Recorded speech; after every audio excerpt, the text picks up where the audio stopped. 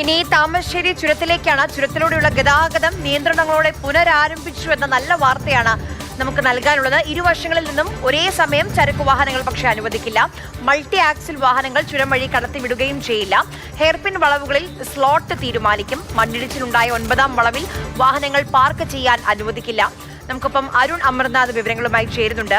അരുൺ, അല്പമെങ്കിലും ഒരു ആശ്വാസമുണ്ട്. കാരണം ഇന്ന് ഇപ്പം കാലാവസ്ഥയൊന്ന് തെളിഞ്ഞിട്ടുണ്ട്, മഴയൊന്ന് മാറി നിൽക്കുന്നുണ്ട്. വീക്കെൻഡൊക്കെ തുടങ്ങി, ഓണാവധിയൊക്കെ തുടങ്ങി, ആളുകൾ വീട്ടിലേക്കൊക്കെ വയനാട്ടിലേക്ക് പോകാനുള്ള ആളുകളൊക്കെ സംബന്ധിച്ച് അവർക്കൊക്കെ എന്താണ് പറയാനുള്ളത് അവരോടൊക്കെ?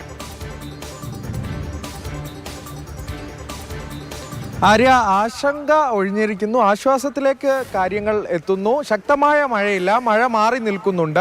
ഒപ്പം തന്നെ ഗതാഗതം പൂർണ്ണമായും പഴയ സ്ഥിതിയിലേക്ക് തന്നെ കാര്യങ്ങൾ എത്തുന്ന തലത്തിലേക്ക് എത്തിയിട്ടുണ്ട്. കാരണം ഇന്നലെ രാത്രിയോട് ഉൾപ്പെടെ വലിയ വാഹനങ്ങൾ, KSRTC ഉൾപ്പെടെ സർവീസുകളൊക്കെ കൃത്യമായി തന്നെ പുനരാരംഭിച്ചു. കൃത്യമായ ഇടവേളകൾ നിയന്ത്രിച്ചുകൊണ്ട് തന്നെ വാഹനങ്ങളെ കടത്തിവിടുന്നുണ്ട്.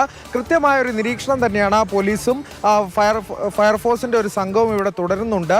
ഒപ്പം തന്നെ ഈ പാറയുടെയൊക്കെ സ്ഥിതി പരിശോധിക്കാൻ തന്നെ ഡ്രോൺ നിരീക്ഷണമുണ്ട്.